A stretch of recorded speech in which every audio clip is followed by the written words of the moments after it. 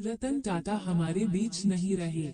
भारत के उद्योग जगत की प्रमुख हस्ती और टाटा समूह के पूर्व चेयरमैन रतन टाटा अब हमारे बीच नहीं रहे। उनकी मृत्यु ने पूरे देश को गहरे शोक में डुबो दिया है। 86 वर्ष की उम्र में उन्होंने मुंबई के ब्रीच कैंडी अस्पताल में अपनी अंतिम सांस ली। उनकी मृत्यु से भारतीय उद्योग जगत में एक युग का अंत हो गया है। रतन टाटा का जीवन और उनकी उपलब्धियां भारतीय व्यापार और समाज के लिए प्रेरणादायक रही हैं। उनका जन्म 28 दिसंबर 1937 को हुआ था और उन्होंने अपने जीवन के शुरुआती दौर से ही उत्कृष्टता की मिसाल पेश की।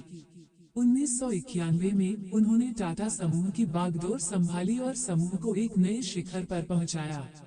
उनके नेतृत्व में टाटा समूह ने न केवल भारतीय बाजार में बल्कि वैश्विक स्तर पर भी अपनी पहचान बनाई। रतन टाटा न केवल एक सफल उद्योगपति थे, बल्कि उन्होंने समाज सेवा और परोपकार के कार्यों में भी महत्वपूर्ण भूमिका निभाई। उनके नेतृत्व में टाटा समूह ने कई सामाजिक और पर्यावरणीय परियोजनाएं चलाईं, जिससे लाखों लोगों को लाभ हुआ। टाटा ट्रस्ट्स के माध्यम से उन्होंने शिक्षा, स्वास्थ्य और ग्रामीण विकास में बड़े पैमाने पर योगदान दिया।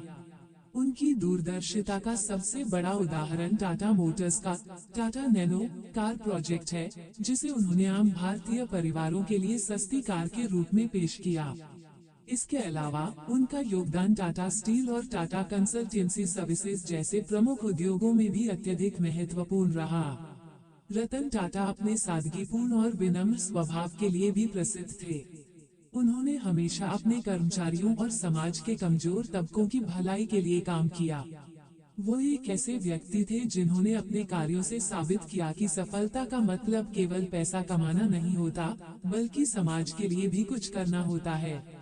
उनके जाने से पूरा देश स्तब्ध है और हर कोई उनके योगदान को याद कर रहा है।